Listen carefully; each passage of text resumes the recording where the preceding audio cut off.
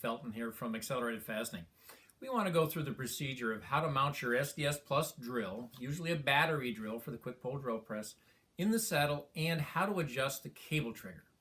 First, make sure your saddle adjustment is loose like this, and that the V-block has the most amount of travel available.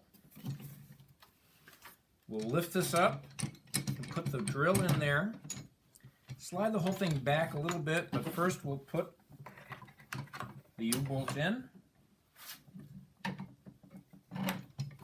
and then slide it back. Now I'm going to snug these up. Doesn't take too long, and they don't have to be super tight, but snug.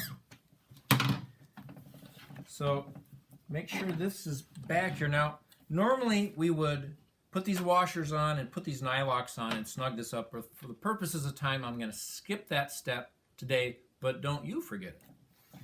Now I'm going to tighten the saddle assembly, because it slides against each other, and these can be pretty tight. Okay, so now we have the drill mounted. It's looking good. Again, don't forget to tighten this. So what we have to do is set the cable trigger. And we give you two of these little aluminum crimping sleeves, one to use and one to lose. They're small, so they're easy to drop and lose. So we'll take those off for now. And then what we'll do is we will just simply thread this cable over the trigger. And there's a small hole in the back of the saddle plate here. We'll put it through that hole. You can see I can turn the drill on and off already. I'll put one of these sleeves on and slide it up there. I've got a vice grip handy, and I'm going to put a little tension on there, enough to hold it in place. I don't think that's enough to crimp it. I got to tighten it a little bit more.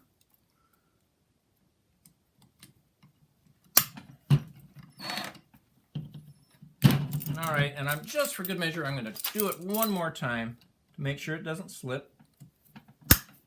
And I'm sure I've got it now. I'm going to trim that off.